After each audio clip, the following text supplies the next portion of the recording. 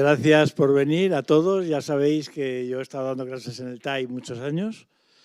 Primero estuve dando clase de dirección y luego en guión, y tengo familiaridad con la escuela. Yo tengo medio preparadas dos cosas, dos charlas muy distintas. Una es un recorrido, y vosotros vais a decidir cuál de las dos vamos a hacer. Una es un recorrido sobre lo que es el trabajo del director en sí. O sea, un poco de todo el proceso de dirigir una película desde el principio del proyecto hasta las mezclas finales. Y la otra es una historia, digamos, un poco más personal de cómo un tipo como yo consigue ser un director de cine. Entonces, la que elijáis de las dos, esa vamos a hacer. ¿Quién le apetece más la primera? Sí, las dos, pero es que no tenemos tiempo. Bueno, pues voy por la primera, porque creo que en general va a ser más útil una historia más realista que una historia más personal, que en el fondo además siempre se acaba entremezclada con la ficción y es un coñazo. Bueno, un director de cine, todos teóricamente sabemos lo que es. Pocos nos imaginamos lo que resulta ser luego en la realidad. O sea, sobre todo porque es una profesión que en los últimos 20 años ha cambiado muchísimo, porque ha cambiado muchísimo todo lo que es el cine en general.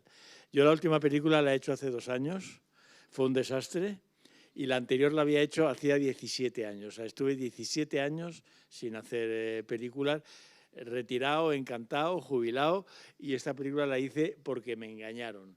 Y uno de los temas que vamos a hablar, que quiero hablar con vosotros los jóvenes, es la posibilidad del engaño. Porque en este momento en la profesión es algo que es muy alarmante. Muy alarmante. El proceso de una película empieza con un proyecto. Eso no lo sabemos todos. Ese proyecto puede ser un proyecto personal que tú tienes, tú haces un guión, o tú o tus co-guionistas haces un guión, lo presenta a una productora, y esa productora lo presenta a televisión y al ministerio para ver si consigue una subvención. Porque en este momento prácticamente no hay más que 1 o 2 productoras que tengan dinero propio. Y aún así tienen que seguir recurriendo a televisión para hacer las películas. Entonces te dicen, este proyecto está muy bien, pero dependemos de televisión. O sea, el cine ya no existe como una especie de industria aparte de lo que es la televisión. Y el problema con televisión, que por un lado, gracias a ello se hace cine, es que generalmente la gente que decide qué películas se van a hacer no tienen nada que ver con el cine ni entienden nada de cine. Y eso es algo con lo que hay que contar, porque es así, es la pura y dura realidad. Hay un intermedio que son las plataformas, donde algunos sí saben de cine, otros no, pero también ellos dan dinero, colaboran y tal, pero generalmente ponen muchas condiciones. O sea, televisión hay que reconocer que una vez que acepta el proyecto ya no se mete nunca más. O sea, no te dice cómo tienes que hacerlo, ni en las plataformas sí. En las plataformas se mete mucho en el casting, se mete mucho en el guión, te dicen qué tipo de película quieres hacer. Entonces, vamos a seguir hablando de cine y no nos vamos a meter en las plataformas. Vamos a hablar de cine y vamos a hablar exclusivamente del punto de vista del director, sin meternos en producción, que es un follón tremendo. Entonces, tienes un proyecto y entonces encuentras un productor. Y esto tiene una doble posibilidad. Una es que un productor te llame para que tú hagas una película, que eso es lo que yo he hecho normalmente en mi vida. Yo siempre he sido un director de encargo. O sea, he sido un director de encargo que ha hecho películas totalmente distintas entre ellas y que en ningún momento me planteé, cuando me gustaba el cine, no me planteé nunca yo quiero ser un autor, yo quiero hacer un cine con mayúsculas, quiero ser como Ingmar Bergman. Yo quería hacer películas lo más diferentes posible y lo más diverso posible. A mí me gustaba el cine, me gusta el cine de género, me hubiera gustado hacer una película del oeste, una de miedo, un melodrama, un musical, en fin, a mí me gusta lo que es hacer películas. Entonces, había dos caminos. Una, tener un proyecto personal, que es lo que yo, como empecé, pero que me lo acabó produciendo mi familia. Y el otro era buscar un productor, que es como luego seguí trabajando. Entonces, aquí viene el momento más peligroso y el momento donde más nos pueden engañar, que es el productor, la figura del productor. hay productores que son conocidos, ya se sabe cómo trabajan, y hay productores que realmente nadie quiere trabajar con ellos. O sea, está muy claro cómo funciona. Se sabe que escamotean el dinero, la última temporada te quitan, el último justo antes de rodar te quitan una semana de rodaje, y el tiempo en el cine es importantísimo. Y luego hay 3 o 4 productores en este país estupendos, que trabajan estupendamente, y sobre todo hay gente que a lo mejor no es tan estupenda, pero no te engañan.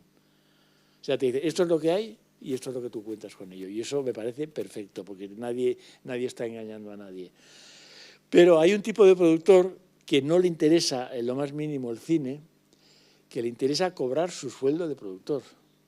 O sea, que es como una especie de garantía de que va a tener un dinero, pero para eso necesita una subvención. O sea, si el productor tiene una subvención, ya se puede adjudicar a él mismo un sueldo que no se va a rebajar por muy pequeño que sea el presupuesto de la película. Entonces ahí tiene una cosa segura. Pero tiene que convencer a un director que de alguna manera le garantice una subvención del Ministerio o de Televisión. Entonces ahí viene el momento del engaño. Él te llama pues porque eres mujer y tienes una serie de puntos, o porque eres un director conocido y tienes una historia detrás, y no te cuenta que realmente no tiene dinero para hacer la película. Y entonces lo que dices, no, es que esta película hemos hecho el estudio con la ayudante de dirección y es una película de 9 semanas. Dice él, estupendo. Entonces tú haces tu plan para rodar tu película de 9 semanas. Esto sobre todo ocurre cuando el director es la primera película que hace y tú no tienes referencias para enterarte este tipo que quiere producir esta película cómo funciona. Entonces, no tienes ninguna referencia, tienes de alguna manera que fiarte. Entonces este proceso es un proceso muy importante porque es cuando se crea la complicidad con el productor, en cuyo momento estás trabajando juntos para hacer la misma película, que es lo ideal, o cuando resulta que estás trabajando para el enemigo, con un tipo que se supone que es productor de cine, pero que en realidad está trabajando en contra de la industria, en contra de los trabajadores de la industria y en contra del concepto de lo que es el cine. Y esto ocurre en bastantes productores.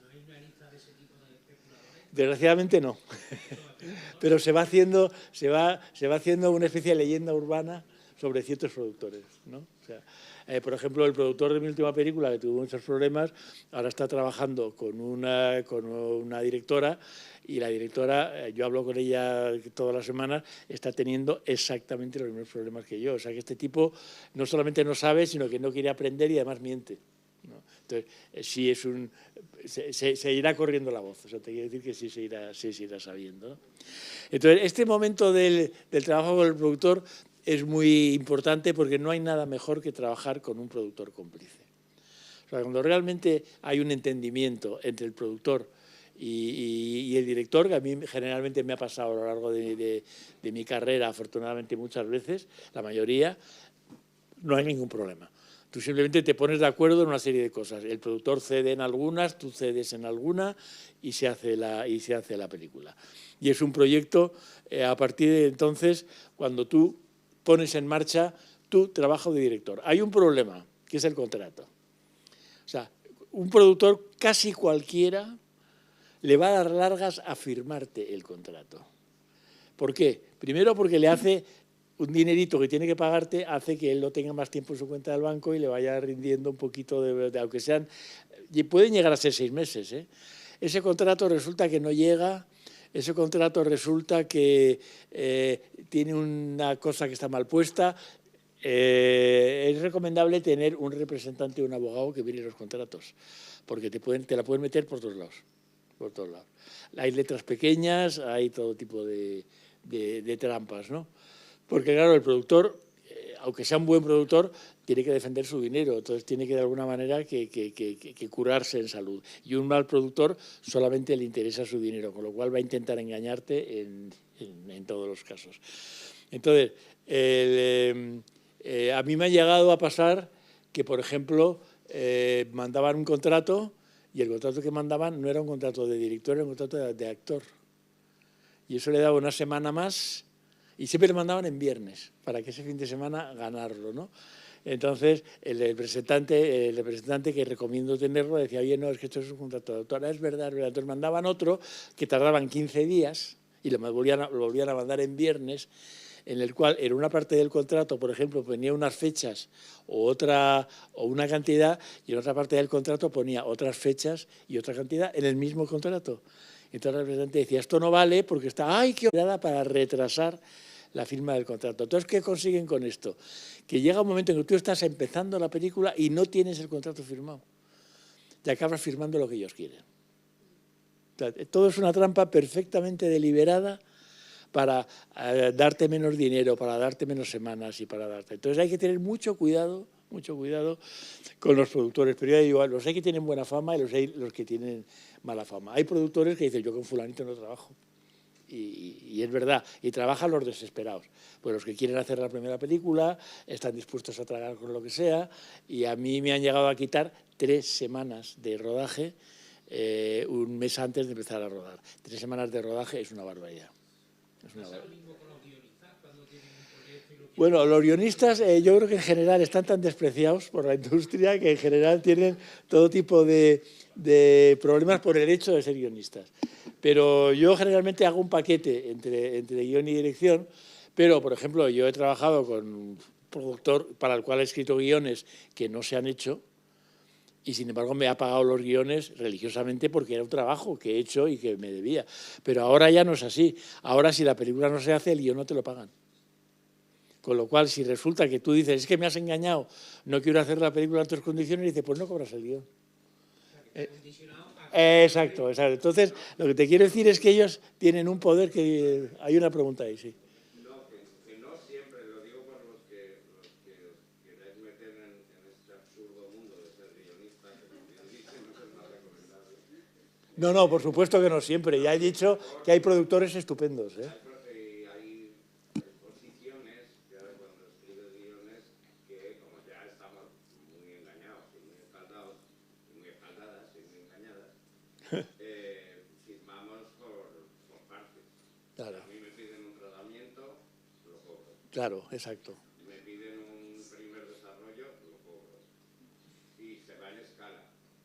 Y luego, si eso se va confirmando y me piden ya un guión, que es como trabajamos, digamos, los profesionales, lo cobras también, se haga o no se haga. Exacto. Y luego suele haber un bonus en caso de que se apruebe la película.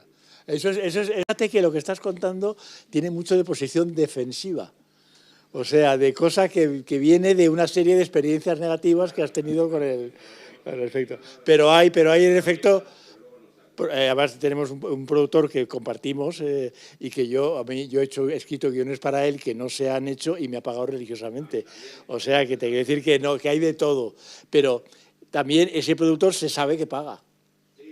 Entonces, claro, tía, o sea, te quiero decir que también se crea una fama, se crea una especie de posición de los profesionales frente a un tipo de productores o frente a otro tipo de... Estoy trabajando con fulanito, todo el mundo dice, qué bien, estoy trabajando con menganito, ten cuidado.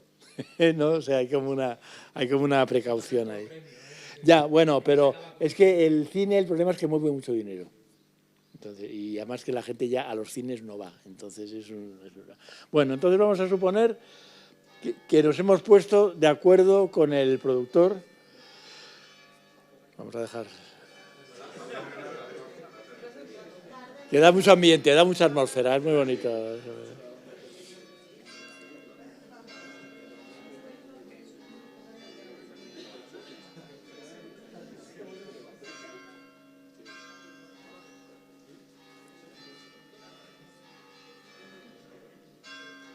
Debe ser el Ángelus esto, por lo menos.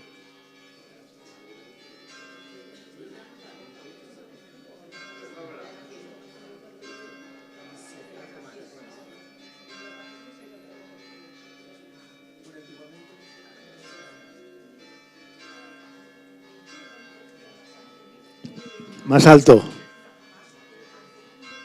No te oigo. Pero es que justo te estás hablando con las campanas.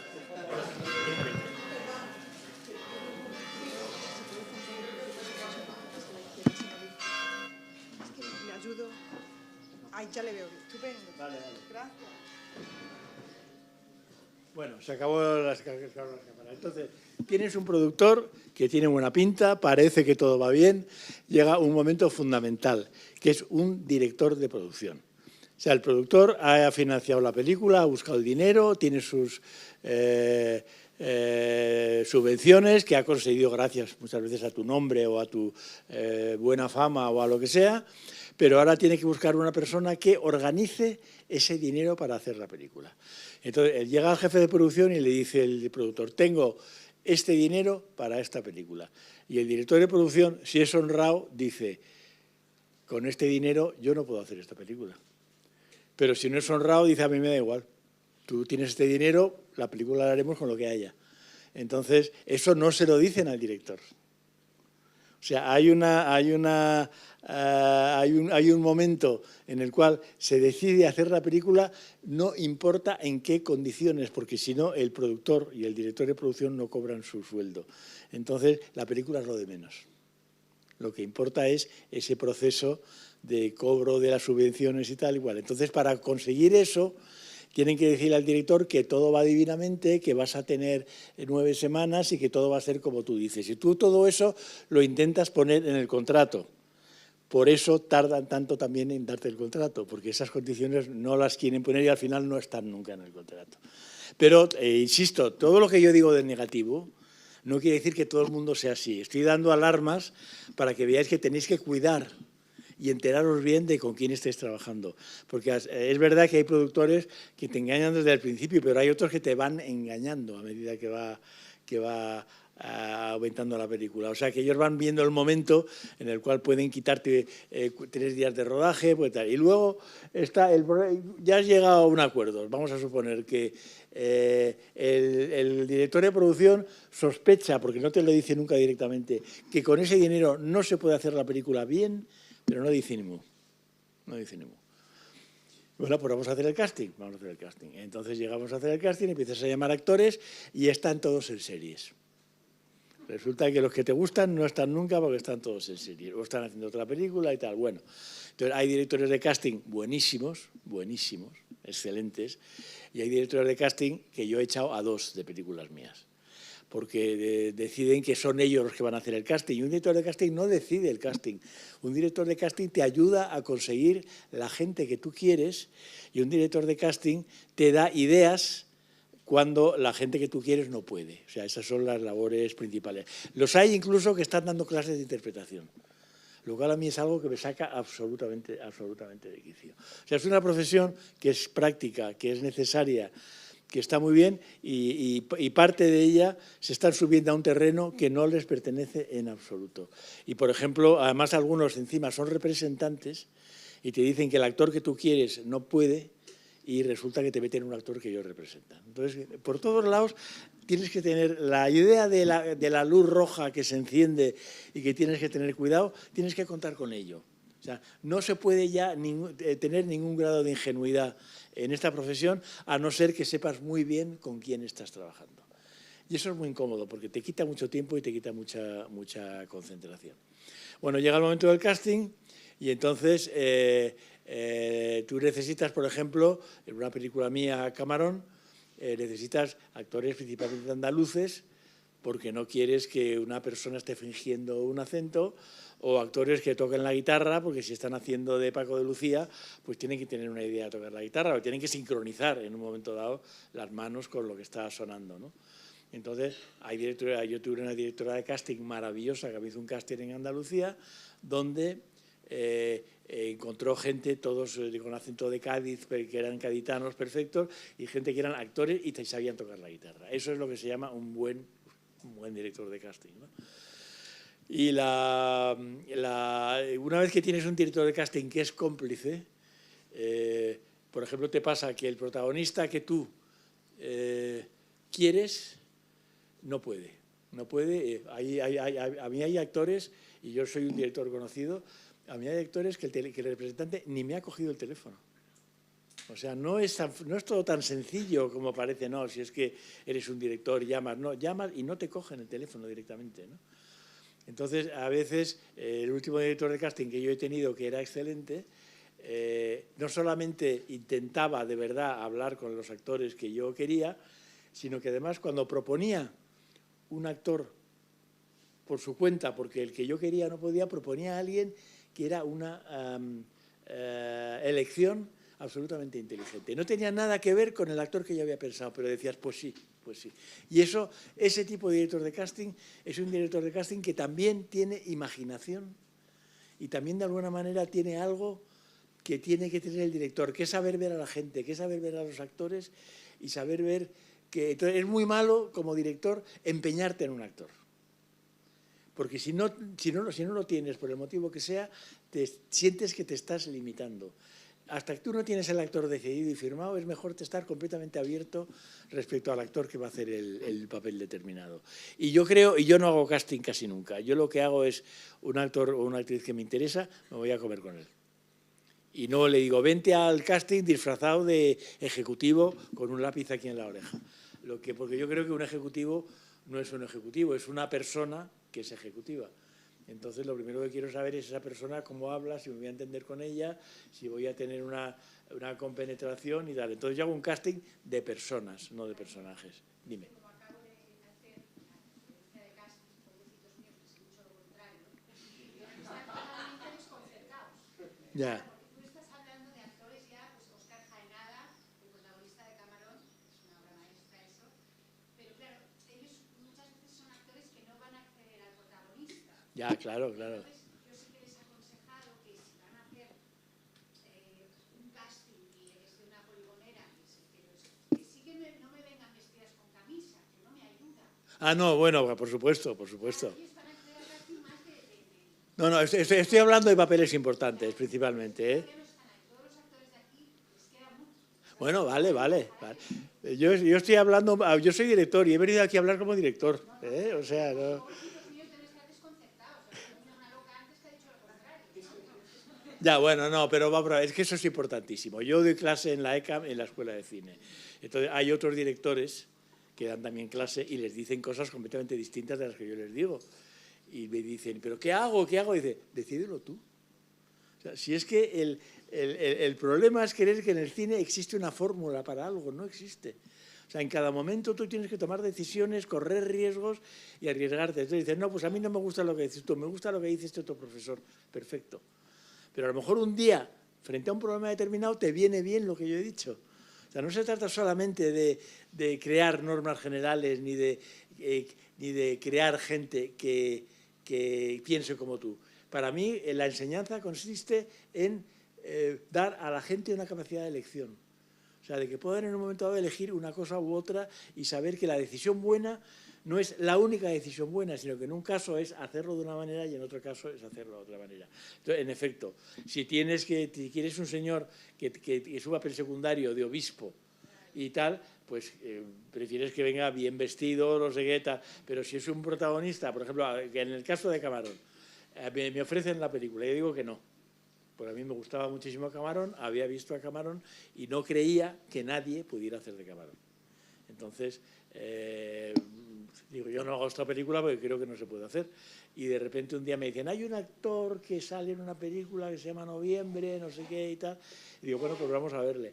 Y yo veo a un chico que no se parece nada a Camarón, pero inmediatamente me da la sensación de que lo puede hacer. ¿Por qué?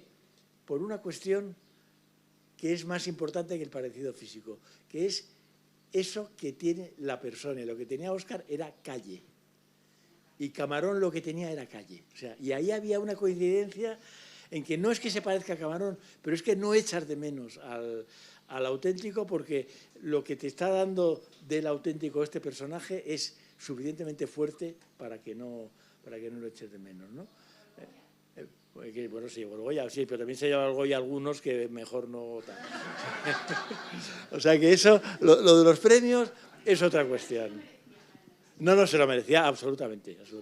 Fue uno de los trabajos más admirables que yo llegaba al rodaje de Camarón y no dirigía a Óscar, dirigía ya directamente al Camarón que se había montado Óscar.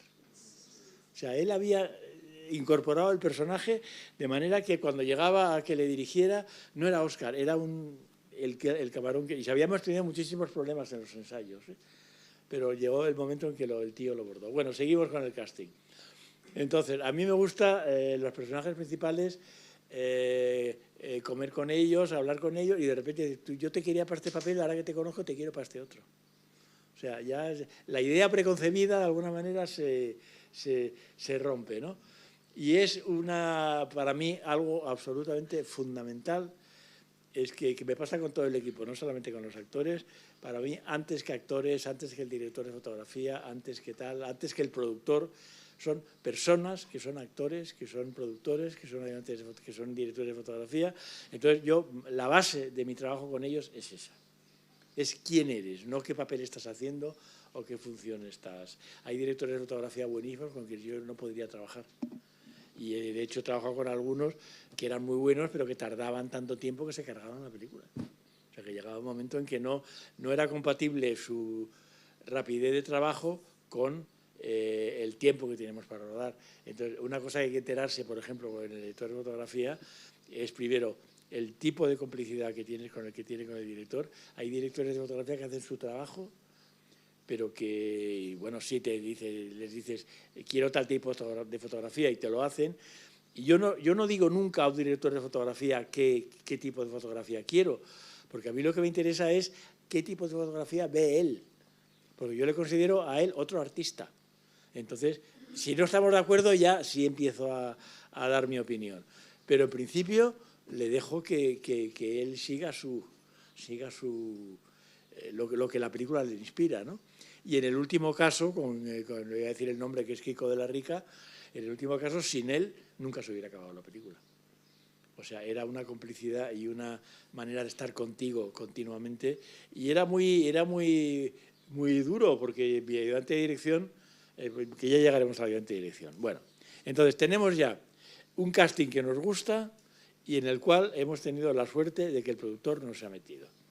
En el último caso, que es el caso nefasto de productor que os contaba, en la última película, el productor sí se metía en el casting, pero afortunadamente los actores que él quería no podían, lo cual era una enorme suerte porque nunca hubiera tenido dinero para pagarlos. O sea, que llega un momento en que todo es una especie de cadena de absurdo que es desde fuera es muy divertida, pero desde dentro puede ser una absoluta pesadilla. Entonces tenemos un director de producción que generalmente, el productor por un lado, el director de producción, ¿tenéis clara esta diferencia? O sea, el director de producción es el que de hecho administra el dinero día a día en la película, que tampoco es el jefe de producción, que es el que lleva la película, organiza los coches, organiza las citas de los actores y tal. O sea, hay, digamos, en producción tres figuras fundamentales. El productor, que hace la financiación, el director de producción que administra el dinero y el jefe de producción que organiza el rodaje. Son tres figuras distintas. Perdón. Esto es una cosa que me pasa mucho y no debería pasar. Me pasó una vez en el teatro y la gente me decía, Chávarri, qué vergüenza. A ver. Vale. Entonces tenemos ya eso, tenemos el casting, suponemos que tenemos buenos actores y yo he tenido suerte en el sentido de que no he tenido problemas con actores en cine. He tenido problemas en teatro, que también he hecho bastante teatro. Pero en cine la verdad es que nunca he tenido problemas. Siempre he trabajado con gente que entendía su papel, que le gustaba trabajar conmigo y que no había problema. Entonces tenemos el productor, tenemos el director de producción, que es el personaje después que puede ser más turbio porque es el que... o sea, yo tengo una sobrina que es directora de producción y entonces le dan un guión. Y entonces ella dice, ¿qué dinero tenéis? Primero, algunos se enfadan ante esta pregunta. O sea, cuando el señor que tiene que administrar el dinero les pregunta cuánto dinero hay, les molesta. Porque de alguna manera saben que no, les van a decir que no se puede. Entonces lo que quieren es un director de producción que les diga que sí se puede. Y el problema es que el 60% o más de los directores de producción en este momento están trabajando así. O sea, van a decir que sí a una película que saben que con ese dinero no se puede hacer. Y a mí me dijo el director de producción de la última película que se enteró de que yo no había aceptado las 6 semanas de rodaje cuando había firmado el contrato, porque el productor tampoco se lo había dicho que yo no estaba. Entonces, si hay que engañar, se engaña. O sea, no hay ningún problema, no hay ningún problema. Pero eso tiene una contrapartida, la información.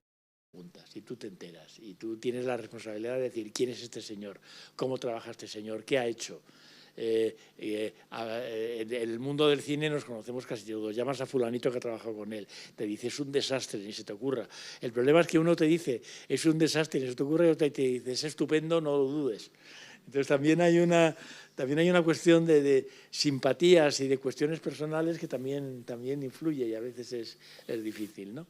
Pero el director, como es el personaje que tiene que tomar más decisiones, es también el que más probabilidades tiene de tomar decisiones equivocadas, por pura ley de cantidad, ¿no? Y bueno, tienes entonces un director de fotografía. ¿Qué quieres de ese director de fotografía? Ves cosas que ha hecho. Por ejemplo, el director de fotografía, Kiko de la Rica, tenía varios Goya, tenía muy buena fama y me consta que dejó una película para hacer la mía. Pero él no sabía, porque eso sí que yo no estaba haciendo una película en la cual estaba engañado. O sea, él pensaba que iba a hacer una película de Jaime Chávarri y estaba haciendo una película que Jaime Chávarri estaba haciendo en el fondo para sacar las castañas del fuego al productor. Entonces, eso es una trampa que hay que procurar evitar en todos los sentidos. Eso es una cosa que jamás te van a agradecer. O sea, un productor nunca te va a decir, oye, muchas gracias, porque realmente esta película no se podía hacer y vosotros y el equipo la habéis sacado adelante. Eso no te lo van a decir jamás. O sea, te dirán, qué suerte tienes de que haya producido tu película. Y entonces yo le dije, no, mira, esta película yo en las condiciones que tú me ponías no la hubiera hecho ni muerto. O sea, que no me digas eso. Ya no me volvió a hablar nunca más. Ya no me volvió. O sea, hay todavía esa especie de mito del productor que viene de la época en que los productores tenían dinero, cosa que hace ya muchos años que no pasa. O sea, los productores financian, buscan financiación, pero no tienen un duro. Y se nota en cuanto tienes la menor oportunidad. Entonces, el director de fotografía. Muchas veces yo no soy el caso, yo no soy muy maniático con la fotografía de las películas, pero sí hay una cosa que tengo clara, que es, por ejemplo, si quiero una luz tipo Hollywood, en la cual se ve todo está iluminado, o si quiero una luz tipo más europea, en la cual hay claroscuros. A mí me gusta mucho, por ejemplo, que un personaje se mueve y pasa por momentos de total oscuridad para luego volver a la luz. O sea, creo que eso es expresivo, porque según la situación en que esté el personaje, en que esté el actor, el hecho de verle o no verle tiene un significado que ya no es puramente estético, es un significado narrativo que a mí en concreto me interesa mucho, ¿no?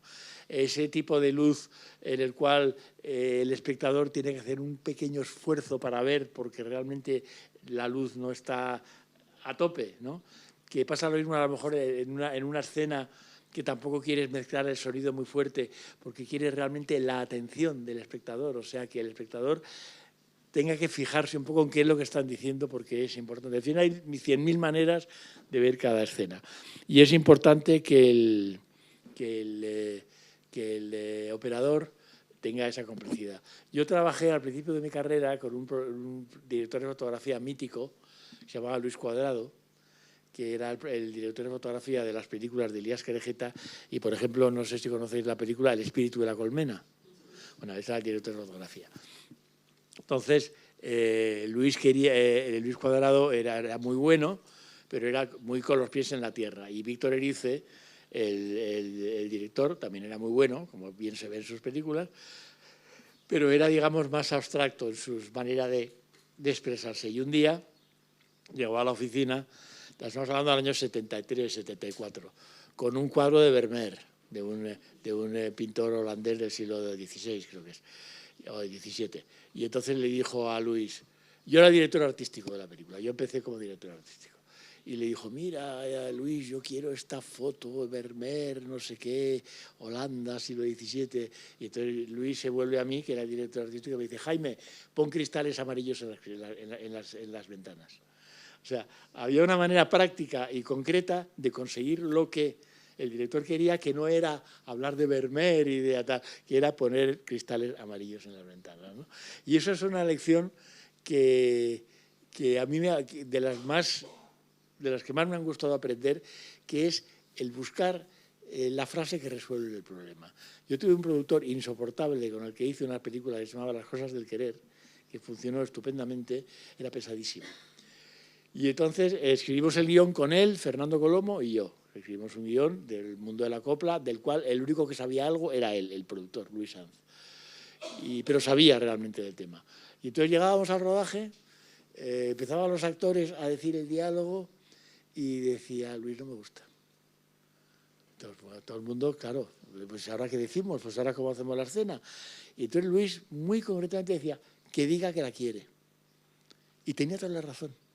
O sea, eso era justo lo que había que decir y lo que el espectador tenía que enterarse.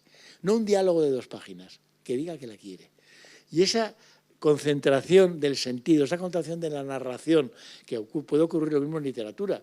Hay escritores barrocos buenísimos, pero hay escritores concisos que también tienen muchísima fuerza, ¿no? O sea, entonces esa elección del estilo es un poco lo que hace lo que hace el director, ¿no? O sea, comprometerse con una serie de elecciones que en algún momento dado pueden ser peligrosas, porque la escena era preciosa. Pero realmente cuando ves la película dices, ¿qué coño falta hacía que dijeran más que la quiere, ¿no?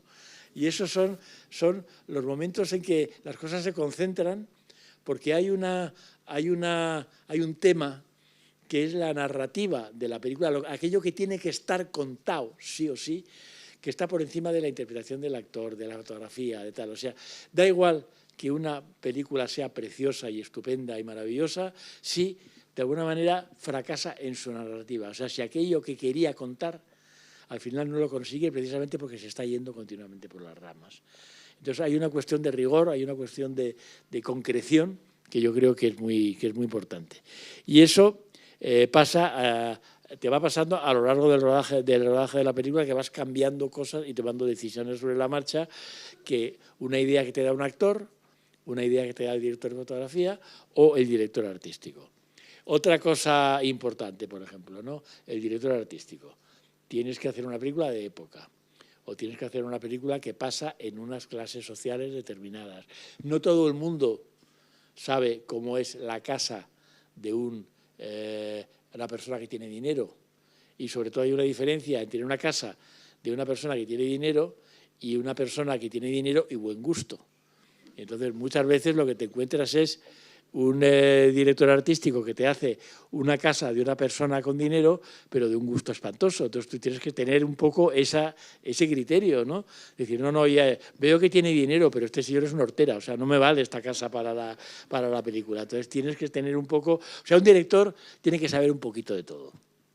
Entonces, no puede ser solamente el señor que planifica, el señor que tal, y sin embargo hay muchos directores que no saben y que lo reconocen, y entonces luchan por tener un director artístico que de alguna manera les compense esa falta. No todo el mundo tiene por qué tener buen gusto, pero hay gente que sabe que no lo tienen y que tienen que trabajar por ese. Y el director artístico es muy importante.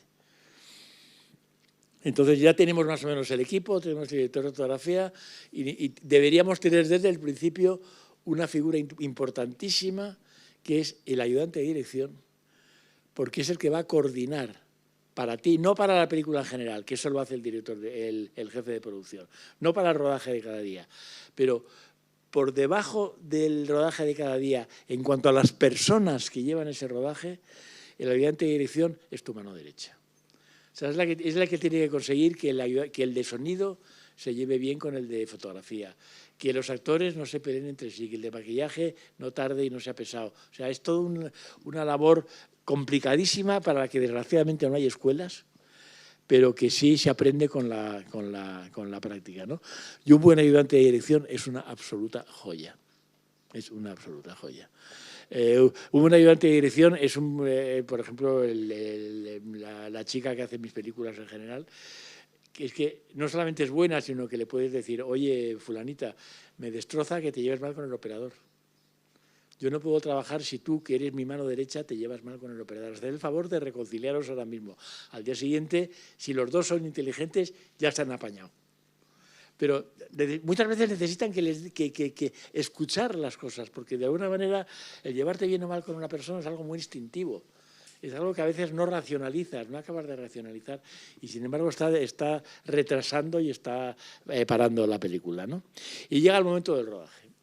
Entonces, el momento del rodaje es uno de los momentos fundamentales porque es uno de los momentos en que tienes la posibilidad de cambiarlo todo. Y eso es importantísimo. O sea, yo sé que mi admiradísimo Hitchcock era una persona que llevaba todo absolutamente reglamentado, de pe a pa, cuando llegaba el momento del rodaje. Pero él trabajaba con unos medios que de alguna manera podía permitirse ese lujo, porque podía pedir de antemano lo que quisiera. A nosotros como directores lo que nos ocurre es lo contrario. O sea, que cosas con las que contábamos no las tenemos. Y entonces hay que improvisar cómo resolver ese problema que de repente, ay, es que no ha venido, ay, es que está malo, ay, es que no tenemos tal objeto, no tenemos tal vestuario, no tenemos tal igual.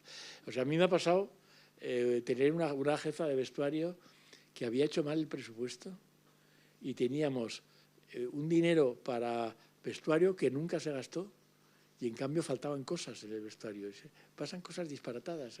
He tenido un ayudante de dirección que no avisaba al actor que el equipo de dirección ya estaba listo y no avisaba al equipo de dirección que el actor estaba listo. Ahora estábamos 2 horas esperando sin que nadie nos coordinara por mala profesionalidad, ¿no?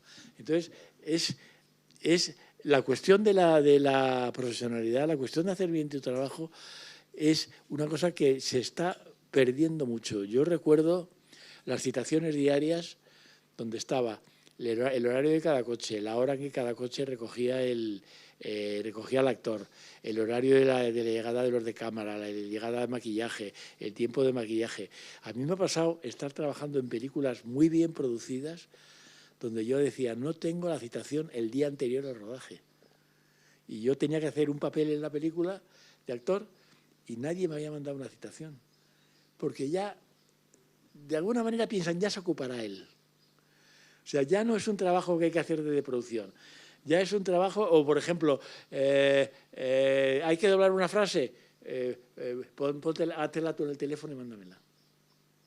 O sea, que es como absolutamente alucinante y se están produciendo continuamente.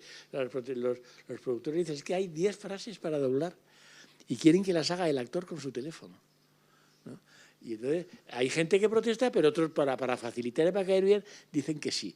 Entonces está habiendo en el cine una especie de formación, de dar facilidades en ese sentido, que no colabora en lo más mínimo a la calidad de la película final. O sea, que la gente, por hacer las cosas, o de repente, es que no pagamos dietas. Ah, bueno, a que no paguen dietas. Entonces una representante seria dice, no, es que si no pagan dietas, mi actor no hace la película.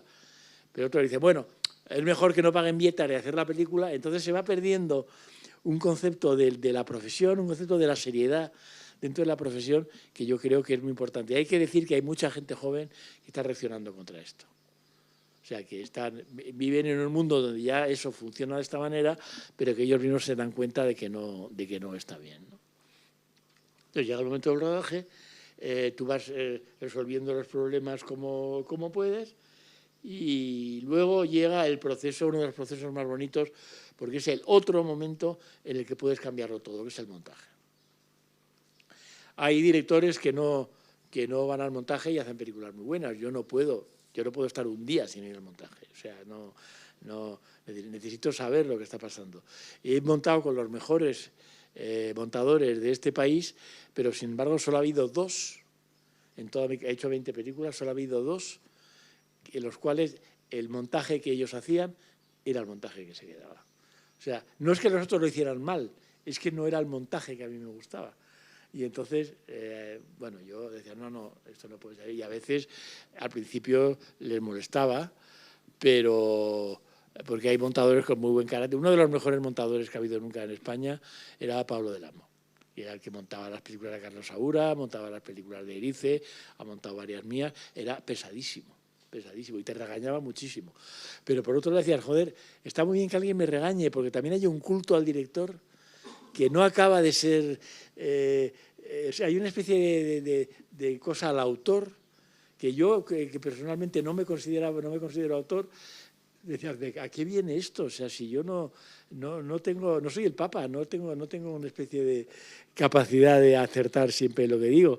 Entonces Pablo a veces era muy pesado, pero era muy bueno. Pero luego, por ejemplo, otro Pablo Blanco, con el que monté Camarón, era extraordinario porque era una película que tenía playbacks, que tenía escenas musicales y generalmente lo que él montaba ahí se quedaba, ¿no? Y últimamente con Teresa Font, que también es una gran montadora, que monta las películas de Almodóvar y tal, y que montó la última película mía, también pasaba lo mismo. Generalmente el montaje se quedaba como ya lo había hecho. Eso está bien, pero no quiere decir que tenga que pasar. O sea, un montador puede ser buenísimo, montarlo de una manera y luego montarlo de la manera que tú quieres y hacerlo divinamente. O sea, no es una cuestión de que, igual que hay actores que trabajan con su imaginación propia y son muy buenos, y hay actores que trabajan exclusivamente con lo que tú les dices y son muy buenos también. O sea, es un mundo en el que no hay reglas y eso es muy divertido, porque vas aprendiendo continuamente cosas nuevas cada día, en momento a momento. Y es muy... Y luego llega el momento del montaje en que empiezas a cambiar cosas de sitio y tal, y te das cuenta de que una cosa que era plano contra plano queda mejor si lo montas todo sobre un solo personaje. Te da una serie de posibilidades de cambio. Y luego al final las mezclas de sonido, que eso es muy difícil de hablar de ello porque claro, hay que oírlo. Pero en referente al sonido, yo sí tengo un truco en los rodajes, que es cierro los ojos y veo a ver si me lo creo solamente por el sonido. O sea, a lo mejor lo estoy viendo y lo estoy viendo bien, pero hay algo que me chirría y entonces digo, a ver, vamos a ver, solo el sonido, sin la imagen. Y te das cuenta que hay un tono, que hay un acento, que hay una diéresis, que hay algo que de repente, que hay una pausa, que hay algo que de repente puedes corregir. Y entonces yo creo que es un buen, no truco, porque en realidad no es un truco porque no es una fórmula, y lo que no es una fórmula no es un truco, pero sí es una manera de ver la escena de una manera distinta, ¿no? Bueno, esto es un poco lo que yo resumo de mi trabajo de dirección. Ahora viene lo que realmente me interesa, que son vuestras preguntas. A ver, ¿cuántos queréis hacer dirección? Y los demás, actor, ¿cuánto, por ejemplo? Vale, un poquito más de actor de dirección. Como actores, ¿qué preguntas tenéis respecto de los directores? Yo no os puedo dar respuestas generales, yo os puedo dar lo que yo hago o lo que a mí me ha pasado, pero creo que yo en mis clases de dirección trabajamos siempre con actores. O sea que me parece que los actores son lo que se ve de la película. A ver, tú. Encantada primero de estar aquí frente a usted y escucharle. Quería saber, un actor Nobel, como en mi caso, por ejemplo, Nobel, a ver, yo hago teatro desde el 2006, pero desde el confinamiento para acá decidí comenzar mi sueño real desde pequeña, que es ponerme ante la cámara, la cual me ha enamorado y llevo 4 o 5 años. He tenido la suerte de hacer cortometrajes, pero siempre para escuelas, la TAI, hago mucho para la TAI, Decore, Séptima Art, muchas me llaman ya porque ya me conocen entre ellos y tal. Entonces, he hecho mi videobook a través de esas escenas, ¿no? Pero yo quiero saber, para empezar yo, después de 20 años de actriz, ¿hay algún porcentaje de tirar de estas personas que damos el corazón, el alma y la vida y nadie se acuerda de que existes? Mira, esa pregunta es la pregunta. Es la pregunta. Porque no solamente pasa en gente que hace papeles pequeños. Pasa que ves los protagonistas y siempre son los mismos. O sea, y eso lo notas. Y hay actores buenísimos, pero que dices que estoy un poco harto de fulanito, es que estoy harto de... Y son buenos, son muy buenos. Pero llega un momento en que también, de repente hay una película con unos actores que no conoce nadie y funciona perfectamente. Ahí están Las Bestias, por ejemplo, ¿no? La película esta que era estupenda. O incluso Sirat, que tampoco, aparte de Sergi, que tampoco es un actor popular, es un actor buenísimo, pero no es un actor popular. Tampoco nadie conocía a los actores. Entonces hay una especie de falta de riesgo, pero que es también una especie que interviene producción en eso. dicen, es que tú le dices a la producción, pero si es que os estáis engañando, si ningún actor vende ninguna película. Es verdad, ningún actor vende ninguna película. Sarita Montiel, pero hace muchos años. Pero dicen, no la vende, pero la hace visible. Y eso es una trampa que yo no sé hasta qué punto funciona. O sea, por ejemplo, tienes una actriz como Ángela Molina, que ha hecho muchísimas películas, que muchas de ellas no funcionan porque la película no funciona, da igual que esté Ángela Molina o no. Pero de repente hace una película que es Polvo Serás, que es una película muy rara, que no funciona, pero es espléndida. Entonces, ¿qué es lo realmente importante? Y esa es la pregunta, porque muchas veces lo que ocurre es que lo que es realmente importante para un director no es lo realmente importante para el productor, para el distribuidor o para la plataforma que está haciendo la película. Entonces, por eso digo que en el cine es fundamental la complicidad con el productor. O sea, es fundamental la complicidad entre el dinero, y no lo voy a llamar arte, pero sí lo voy a llamar la intención de la cual parte el hacer una película. Tú no quieres hacer una obra maestra, pero sí sabes que quieres hacer una película para algo, para contar algo. Entonces, si no hay una... Ahora, ¿qué pasa? Que hay ese actor buenísimo que hace todas las películas, la tuya la hace y le hace divinamente. Entonces, el productor piensa, ¿por qué no llamarle también la próxima vez? Tiene sus razones. Y los papeles pequeños, el problema es que eso lo llevan generalmente los directores de casting. O sea, los papeles pequeños yo los veo a todos personalmente. O sea, a menos que sean realmente una pasada, yo quiero ver a todos los actores que tengo en la película y escucharles hablar y ver tal. No les dedico una comida entera porque no tengo ni presupuesto ni tiempo, pero sí les dedico una atención, ¿no? Y o sea, ese dilema es el que le pasa a toda la gente que tiene una visibilidad relativa. Porque es que tú muy bien, tú estás haciendo una película que en un papel secundario estás fantástica, pero resulta que en esa película el protagonista está maravilloso, todo el mundo va a ver al protagonista. O sea, no te van a ver, no es que no estés, no es que no lo hagas bien, es que de alguna manera, y sobre todo en cortometrajes, que tienen un nivel de atención durante 10 minutos, ¿no? El espectador tiene que estar al tanto de qué trata la película, quién es el protagonista, que muchas veces no es conocido tampoco. Entonces, ¿a qué tengo que dedicar mi atención? En un cortometraje tienes que dedicar tu atención a cuál es la narrativa, a qué te están contando. Porque si no, la película se ha pasado y no te has enterado de nada. Entonces, es uno de los motivos por los cuales muchos... Y en un largometraje pasa lo mismo, de otra manera, pero pasa lo mismo. Estás muy bien, pero tienes 5 minutos. Entonces, ¿cómo valoras eso desde el punto de vista del espectador? No sé, hay actores que han empezado con papeles de 5 minutos. O sea, Meryl Streep, entre ellos, ¿no? O sea, pero bueno, la primera vez que ves a Meryl Streep, por lo menos piensas que es una mujer muy rara. Y cuando no eres tan raro, pues no tienes ese punto de llamar la atención que pueden tener otros actores. Es un problema que no tiene solución. No tiene solución.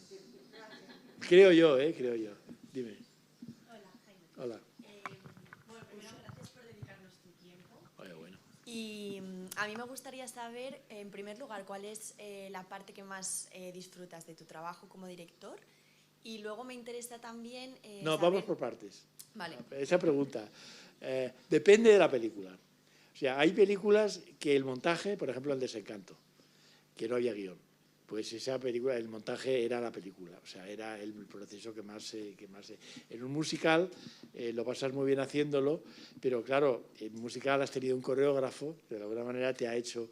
Entonces tú lo aprecias y tal, pero el momento de la mezcla y trabajar el sonido es muy importante. Hay problemas en un musical, por ejemplo, ha rodado con sonido directo las canciones con playback, pero al mismo tiempo con sonido directo, y había unos taconeos.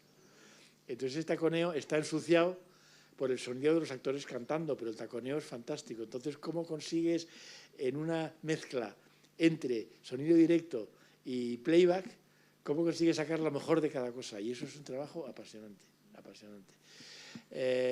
Y en otros momentos el rodaje en sí es lo que es apasionante, ¿no? Entonces, un poco, si te gusta realmente lo que es el trabajo de dirección, un poco en cada película hay un momento que es tu momento favorito, ¿no?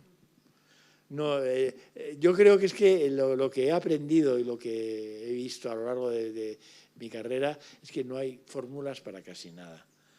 Y eso es una de las grandes dificultades. Yo en la escuela de cine llegan los aspirantes a directores y me doy cuenta de que me están pidiendo la fórmula para ser un buen director. Y claro, eso no existe. No existe. Si lo supiera, todo el mundo haría buenas películas. Y de hecho, directores estupendos hacen malas películas. O sea que tampoco no hay una seguridad, igual que no hay en la vida en general, no hay una seguridad que digas, esto me garantiza un buen trabajo. Entonces, hay un riesgo siempre y hay otra opción siempre. Y la cosa es elegir la acertada, ¿no?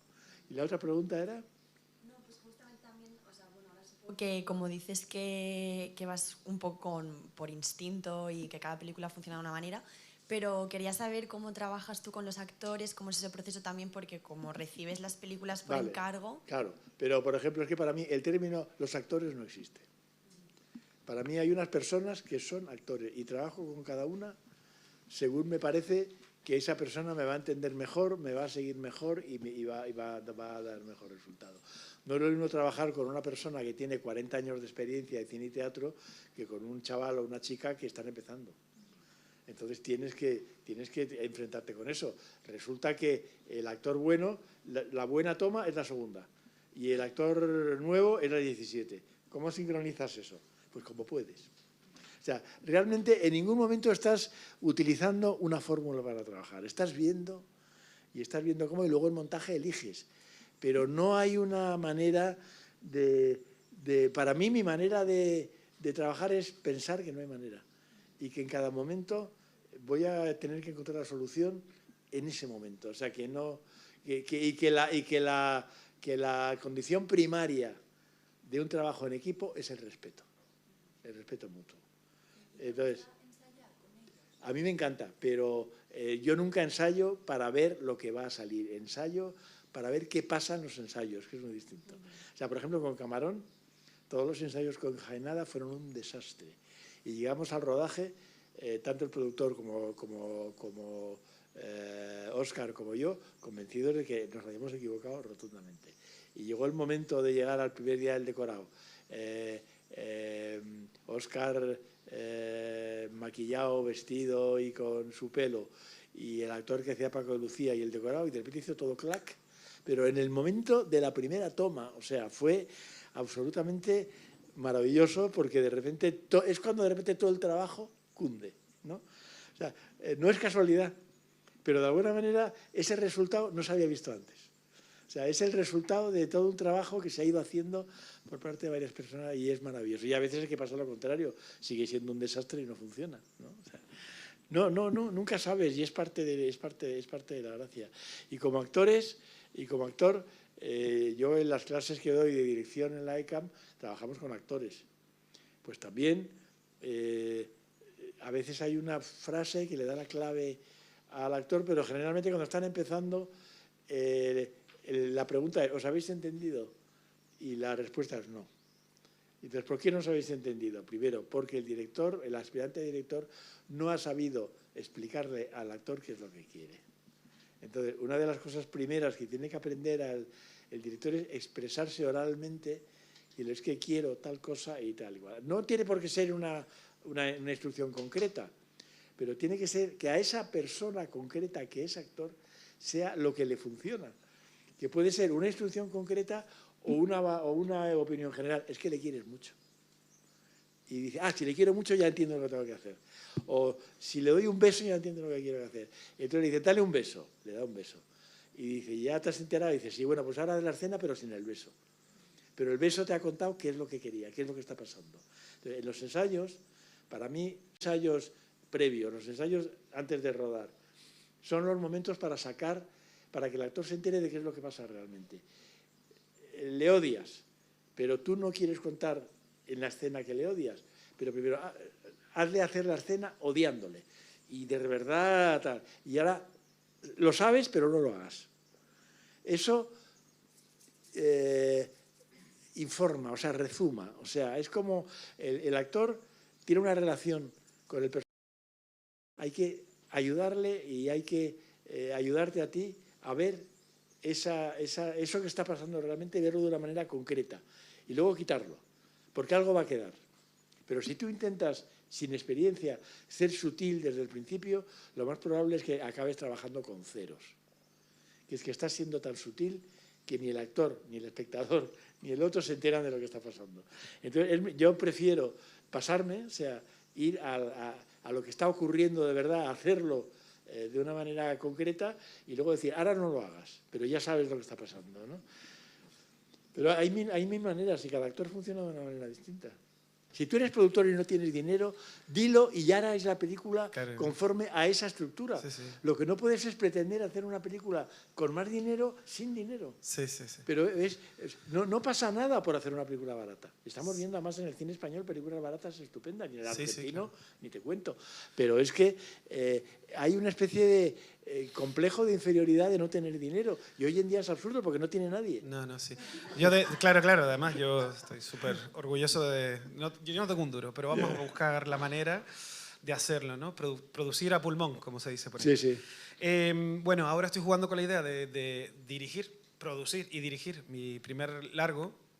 Y claro, el camino de la financiación, que todos sabemos que es como muy complejo y muy largo, sobre todo ahora, ¿no? Que hay más mercado para series que para largometrajes, en fin. Y yo quiero hacer un largometraje. Yeah. Entonces, mi pregunta es: presupuesto algo asequible y más guerrillera, con un equipo pequeño, de amigos que puedan pasar hambre como yo y comer latas de atún, pero hacer la peli, o hacer el camino largo de financiar la película, levantar los 2 millones o lo que sea y ir ahí. ¿Tú qué crees que necesita la película? ¿Me necesita a mí? No, aparte de a ti, o sea, vamos a ver. Creo que con bajo presupuesto, pues, mi dilema personal... Con más presupuesto siempre va a estar mejor. Claro. Pero la cosa es si materialmente la puedes hacer con poco presupuesto. Sí. Pues entonces Sí. yo creo que lo importante es hacer la película. O sea, si tú tienes algo, por ahí que funcione, se va a ver en la película, a lo mejor lo ven 4, a lo mejor, pero igual yo estoy viendo películas en Filming, películas españolas, porque están hechas no con 4 duros, con 2. Sí, sí. O sea, y sin embargo ahí están en Filming, de repente un día la ves y dices, esta tía es interesante, o este tío es interesante. Hay una película, ahora que está tan de moda el mundo rural en el cine, Claro. hay una película que se llama Tierra de nuestras madres, en blanco y negro, hecha con 2 duros, que es una vieja de un pueblo que además es un actor que habla con su cabra, Sí, sí.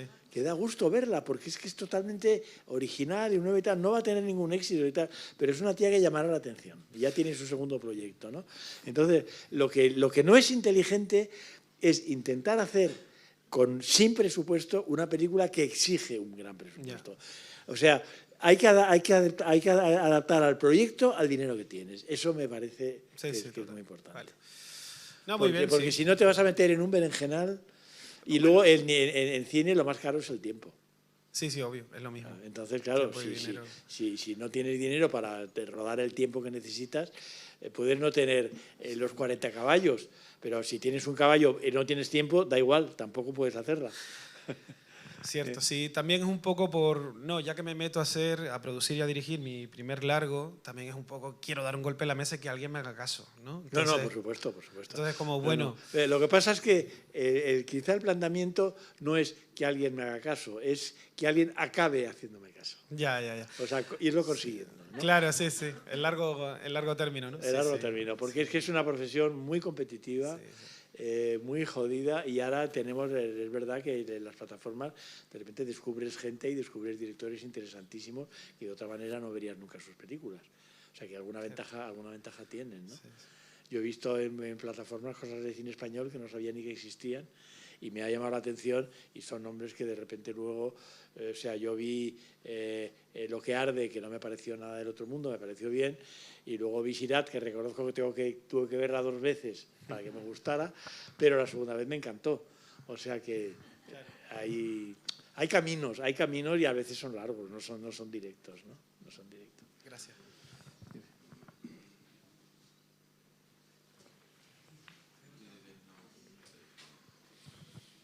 Hola Jaime, mucho gusto. Quería preguntarte si podrías darnos truquitos o sobre todo consejos para la ópera prima, o sea, lo que consideres tú de experiencia propia o cosas que ves A que se ver, está a ver, equivocando es que mucha vamos a gente? ver, es que la ópera prima es muy importante, porque la ópera prima es donde metes la pata y donde ahora cada vez menos tienes menos oportunidad de hacer la ópera segunda. Entonces, yo eso lo resolví de una manera muy, muy clara. Yo me puse a hacer cine Super 8 y era 8 milímetros. Entonces, los grandes defectos ya los pasé en una etapa en que daba igual porque era un cine que yo hacía, pero eran películas de largometraje, dobladas, sonorizadas, con música en 8 milímetros. Y ahora ya están digitalizadas y ya no está 40 años en un cajón y ahora ya se pueden ver. Entonces, yo creo que lo que es muy importante es el aprendizaje. Yo creo que es muy difícil hacer tu aprendizaje y la misma película al mismo tiempo. Cuando yo llego a la escuela y me encuentro a los alumnos de dirección, les pregunto, ¿cuántos de vosotros tenéis una cámara? Todos levantan la mano, todos tienen una cámara. ¿Cuántos de vosotros habéis hecho una película con esa cámara? Ninguno levanta la mano. O sea, están esperando a que llegue un productor y les produzca. Eso es totalmente irreal. Es totalmente irreal. O sea, la narrativa es algo que se aprende porque tienes tú la necesidad de aprenderlo. No la vas a aprender haciendo tu primera película. O sea, hay casos en que sí, hay primeras películas espléndidas, o sea, todos lo sabemos. O sea, todo tiene excepciones, por eso yo no me gusta hablar de reglas ni dar consejos, porque todo tiene eso y lo contrario y las dos cosas son verdad. Pero indudablemente hay más probabilidades de equivocarte en tus primeros trabajos que en los trabajos con los que ya cuentas con una experiencia. Entonces, haz unos primeros trabajos que no con tus amigos, que no necesites ni una financiación ni una respuesta económica por parte de un público. O sea, aprende en pequeño. O sea, ¿qué ventaja tienen los escritores? Y aquí nuestro amigo Ray. Eso lo puedes hacer solo, pero el cine no lo puedes hacer solo. Entonces, te equivocas más porque en el cine, en la literatura tú lees tu frase, la repites, la vuelves a escribir, la reescribes, hasta que no te quedas contento lo puedes estar haciendo. Pero el cine llega un momento en que el actor te dice, oye, ya está bien, o que tienes que dejar el rodaje, pues hace de noche. Entonces, hay una serie de circunstancias en las cuales es mejor ir aprendiendo e ir cometiendo los errores en trabajos pequeños. Pero hay una resistencia tremenda. Claro, en mi época hacer cine en 8 era muy complicado. Tenías que rodar la película, mandar la película a Alemania a revelar y te volvía la película 5 días después y no sabías hasta ese momento si tenía foco o no tenía foco. Hoy en día ruedas con tu cámara y a los 2 minutos estás viendo lo que estás viendo. Entonces, joder, tenéis todas las ventajas y no las aprovecháis. Yo creo que es que sois unos vagos de cojones. No, lo digo en serio, lo digo en serio. O sea, yo creo que si realmente os gustara el cine y tenéis una cámara, o yo he hecho un corto con un teléfono, estaríais con la necesidad de hacer cine porque si no, no respiráis. O sea, no creo que sea una profesión como una oficina, para nada, para nada. Y es más complicado porque no es como escribir, que la única ventaja que tiene es que lo puedes hacer solo. Luego es tan difícil o más colocar un libro que una película. Pero por lo menos no necesitas toda la parafernalia de lo que es una película. Pero tú coge un par de plano prácticamente igual con tu cámara que en 35 milímetros. Entonces, fijarse en proyectos que de alguna manera no necesiten grandes medios para empezar, ¿no? Y equivocaros en esos proyectos. De manera que cuando lleguéis a la primera película ya sabéis que hay una cosa que si la hacéis va a salir mal. Os equivocaréis de todas maneras, pero menos. Bueno, Jaime, qué gusto poder estar aquí y escucharte. Y me gusta no ofenderte, no es con ese sentido, es más desde un enfoque de sabiduría. Y hay esta frase, ahora que te veía, que me recordó, que dice, el diablo sabe más por viejo que por diablo. No te quepa duda. Y al escucharte hablar con tanta sabiduría, es como tan nutritivo, tan bueno. Y como actriz, lo que decías de ir al rodaje y tratar de solucionarlo es muy importante, porque a veces uno como actriz dice, ok, voy, y es blanco y negro, y no es así. No es así. Es como que vas, es No fluir. es así, pero a veces sí es así. Sí. Claro, es como... es que ese es el problema. Es que no puedes fiarte de ningún esto es así o esto es asado. O sea, cada caso es Es como ser flexible como el bambú, de como ir con el objetivo de lograr algo y tratar de apoyarnos mutuamente para conseguirlo. Y sobre lo último que decías de que somos vagos, Pues sí. Me refiero a los directores, ¿eh? Sí, pero también siento que entre actores hay mucho eso, porque es como que, ok, yo entiendo que el tiempo es valioso, lo es, pero a veces dar ese poquito de más significa mucho, porque eso es un arte, es una pasión, es el gusto de decir estoy haciendo algo. Es un arte y una pasión cuando es un arte y una pasión. Exacto. Hay cosas que están muy bien, que no son un arte, pero están muy bien, y no son una pasión, pero tienen buenos resultados. Y es que todo, aquí el problema es la tremenda ambigüedad del mundo. Sí, exacto. Pero no del cine, del mundo en general, ¿no? Y es por ejemplo, vamos a ver, tú eres actriz. Yo lo primero que llego en un rodaje, cuando no he tenido tiempo para ensayar, es decirle al actor, ¿cómo lo harías tú? Lo primero. O sea, yo no quiero ver lo que yo he pensado directamente en el actor. Quiero ver si lo que el actor ha pensado me aporta algo. Si me aporta algo, se lo voy a robar con total tranquilidad y total caradura, porque pienso que es un trabajo de dos, no un trabajo de uno. Pero si no me gusta lo que hace, se lo voy a decir también. Exacto. Pero yo he robado a los actores infinitas cosas, y una de las ventajas de la enseñanza es que aprendes de los jóvenes muchísimo, porque te obliga a oralizar problemas que tú a lo mejor intuyes, pero no has tenido de una manera concreta, y de repente en una escena concreta ese problema te lo presentan de cara y tú tienes que intentar resolverlo, o por lo menos tienes que explicar por qué no lo sabes resolver, que es importantísimo. Porque hay una cosa que es muy importante, que es definir tus incapacidades. O sea, yo esto no lo sé hacer. Y es uno de los motivos por los cuales yo cogía muchas películas que dice, pero es absurdo, ¿por qué haces un musical de la copla? Porque no lo he hecho nunca. Porque es algo nuevo, porque es algo que no tengo ni puta idea cómo es. Entonces, por eso precisamente me interesa. Entonces, unas veces funciona y otras no. Pero es una experiencia y a mí la curiosidad me mata. Sí, o sea, me mata. Y entonces, si yo tengo un papel que pesa de una manera y llega una actriz o un actor, mi curiosidad me puede decir, ¿tú cómo lo harías?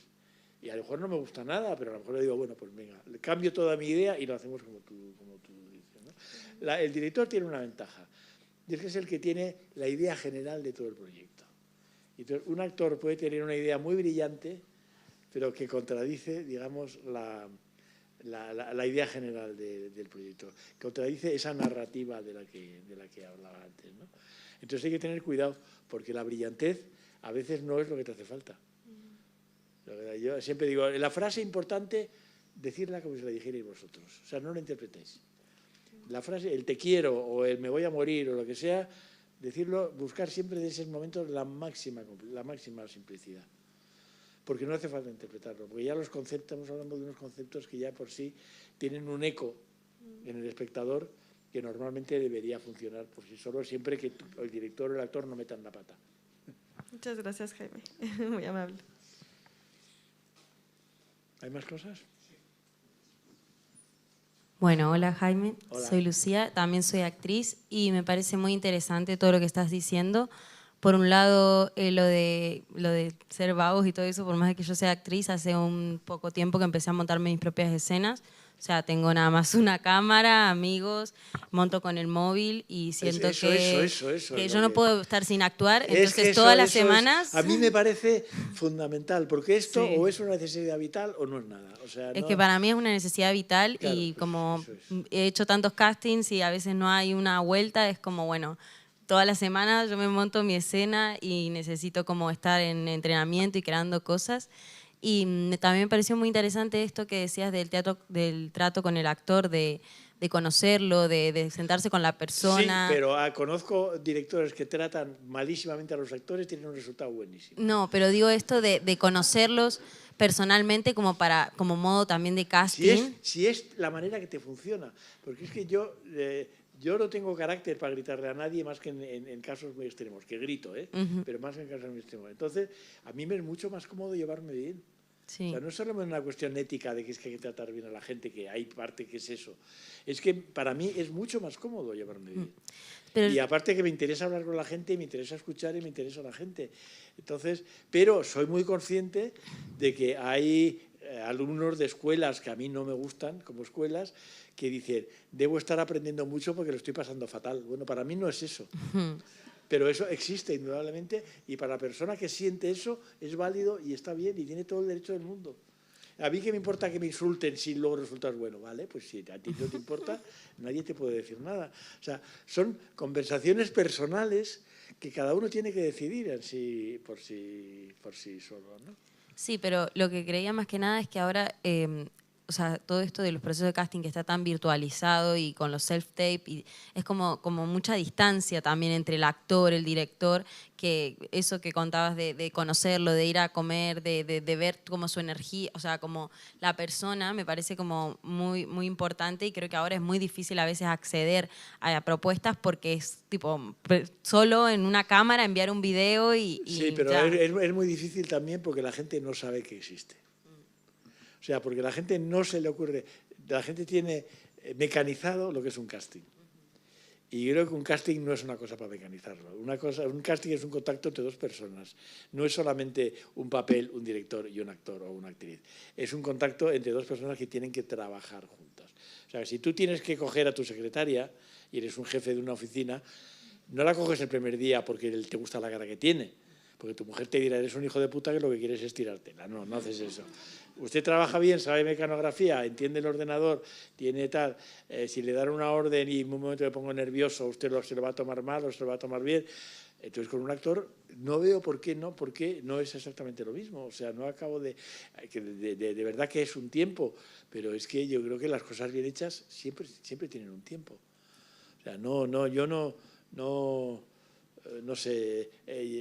Yo puedo ver a un obispo aunque vaya vestido de calle. O sea, te quiero decir que no necesito que me venga vestido de obispo. Porque además el obispo que yo quiero es mi obispo, no es el obispo como son de verdad. Entonces, llega un momento en que el realismo tampoco es lo que ahora me importa. A lo mejor lo que me interesa es que el obispo se parezca a Goebbels, yo qué sé. Todo lo contrario de la idea que tiene. Y es también eso importante, no jugar a la contra. No tengo el actor que quería. Pues voy a coger este que es todo lo contrario. Precisamente porque es todo lo contrario. O sea, precisamente porque no es ni guapo, ni es un galán, ni es tal. O sea, eso me pasó en la última película con Sergi López, que es un actor que me encanta, que no tenía nada que ver con el actor en principio que yo había pensado, pero no podía. No se puso al teléfono y el director de casting me propuso a Sergi López y yo, que adoraba a Sergi López de toda la vida, me fui a verle, nos conectamos en el primer momento y hizo la película, que hizo muy bien. Pero no sé, que hay una cosa que se llama también el azar, pero que el azar no es el protagonista. O sea, tú tienes que ver un actor que te gusta mucho si tiene química con la actriz que le estás poniendo enfrente. Y si no tiene química, por mucho que te gusta, busca otro, ¿no? O sea, son, yo qué sé. Pero sí, pero para mí sigue siendo un trabajo en equipo, sigue siendo desde luego una relación entre personas. Eso para mí es. Pero seguramente porque no sé trabajar de otra manera. No porque sea la buena manera, sino porque no sé trabajar de otra manera. Muchas gracias. Una última pregunta, Jaime, y termino. Vale. Hola, Jaime.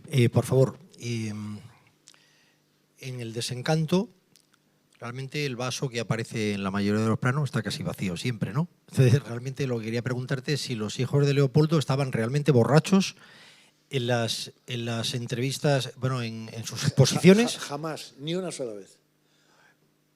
Ni una sola vez. ¿Cuántas tomas de cada plano para conseguir esa naturalidad? Una. Es que son así.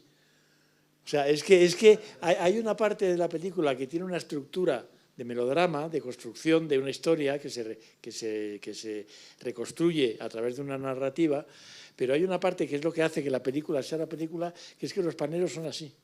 O sea, que comes con ellos y son así, hablan exactamente igual, bueno, hablaban, porque no queda ninguno, desgraciadamente, y tienen esa capacidad que tenía muy poca gente delante de la cámara en aquel momento de... cuidado, no digo que sea la realidad, probablemente es una máscara, pero es una máscara que ya está absolutamente aceptada y asimilada por parte de ellos, y les gusta. Entonces hay una mezcla de egocentrismo, de vanidad, de pensar que realmente lo que tienen que contar es interesante, y luego que la cámara les quiere, lo cual al final es lo más importante de todo. Porque esa misma historia, exactamente esos mismos diálogos, contados por otros personajes, probablemente no tendrían el más mínimo interés. Entonces nadie estaba borracho, nadie sabía lo que iba a decir el otro, y yo nunca les dije lo que tenían que decir. O sea, yo he trabajado en montaje en El Desencanto como si fuera material trouvé, o sea, material encontrado, en el cual yo no, durante el rodaje no participé lo más mínimo. Contaban lo que ellos querían contar. Y esa es la gracia. Esa es la gracia. Y la mamá también, ¿no? La mamá es que era Bette Davis, la mamá es que era un genio. O sea, yo hice la película cuando conocí a la madre. O sea, yo trabajar con Michi y tal, bueno, me interesaba mucho Leopoldo María porque era un personaje muy interesante ya entonces. Pero él no quería hacer la película y se incorpora en el último momento, a los últimos días de rodaje. Entonces yo no sabía si Leopoldo María iba. Es una película que es así que el azar la va construyendo a medida que se va haciendo, ¿no? Pero nada, vamos, ellos algunos bebían, pero en la película nunca. Nunca. Bueno, señores, muchísimas gracias. Ha sido un placer.